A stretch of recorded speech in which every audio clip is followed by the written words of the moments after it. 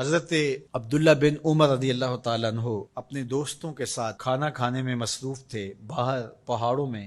آج بھی عرب ایسا کرتے ہیں، گھر سے کھانا تیار کیا اور باہر صحراؤں میں پہاڑوں میں لے کر وہاں بیٹھ کے کھانا کھاتے۔ تو کھانا کھا رہے تھے تو ایک چرواہا بکریاں لے کے گزرا، تو آپ کے دل میں اس کے لیے محبت پیدا ہوئی، تو اس کو بلا کے کہا کہ تم بھی ہمارے ساتھ بیٹھ کے 2 لقمے لے لو۔ اس نے معذرت کی۔ آپ نے پھر کہا نہیں 2 لقمے آپ ہمارے ساتھ لے لیجئے۔ تو اس نے کہا کہ میرا روزہ ہے، میں روزے سے ہوں۔ تو حضرت عبداللہ خوش ہوئے کہ سخت گرمی اور سارا دن دھوپ میں بکریوں کے پیچھے روزہ رکھا ہوا ہے۔ آپ نے کہا کہ اگر ایک بکری تو ہمیں فروخت کر دے اور ہم ذبح کر کے اس کو تیار کر لیتے ہیں اور خود بھی کھائیں گے اور آپ بھی ہمارے ساتھ افطار کر لینا۔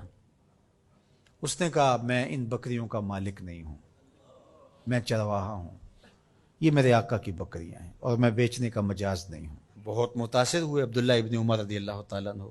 آپ نے اس کو مزید آزمانے کے لیے کہا کہ تو اپنے آقا سے کہہ دینا کہ بھیڑیا بکری اٹھا کے لے گیا تھا، تو ایک بکری ہمیں دے دے۔ تو اس نے ایسے آسمان کی طرف دیکھا اور کہا اللہ کہاں ہے؟ بس اس کا یہ انداز حضرت عبداللہ بن عمر کو اتنا بھا گیا، اتنا اچھا لگا کہ آپ جب یہ واقعہ سنایا کرتے تھے تو آنکھوں سے آنسو جاری ہو جاتے، اور فرماتے اس نے یوں انگلی کھڑی کی تھی اور آسمان کی طرف دیکھا تھا اور بار بار کہتا تھا اللہ کہاں ہے۔ خیر آپ واپس شہر آئے، اس کے مالک کو تلاش کیا اور کہا کہ اس غلام کو اور بکریوں کو منچاہی قیمت کے ساتھ مجھے فروخت کر دو۔ اس نے بکریاں اور غلام دونوں بیچ دیے۔ آپ نے غلام کو بلایا اور کہا کہ تو آج کے بعد آزاد ہے اور یہ بکریاں بھی تیری ملک ہوئیں۔ تیرے ایک جملے نے کہ اللہ کہاں ہے تیرے لیے آزادی کا مجدہ بنا دیا اس کو، اور میں تجھے ساتھ دعا بھی دیتا ہوں اللہ تجھے جہنم کی آگ سے بھی آزاد فرما۔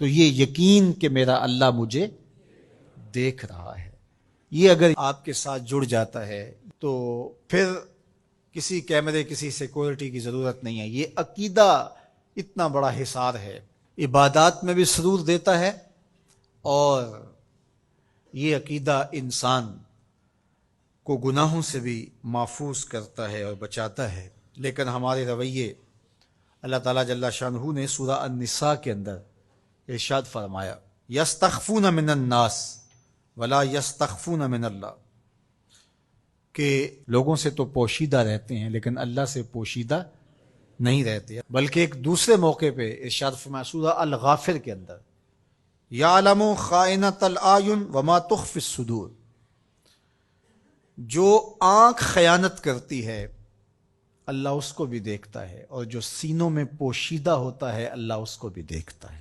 جو چیزیں سوچ میں پیدا ہوتی ہیں، جو بطور وسوسہ آتی ہیں، تمہارا رب اسے بھی دیکھ رہا ہوتا ہے۔ حضرت عمر بن عبدالعزیز رضی اللہ تعالی عنہ فرمایا کرتے تھے کہ اپنی خلوتوں کو پاک رکھو، اللہ تمہارے ظاہر کو ستھرا کر دے گا۔ جس شخص کی خلوت پاکیزہ ہوتی ہے، عفت مآب ہوتی ہے، تو اس کے چہرے پہ خاص قسم کا نور ہوتا ہے۔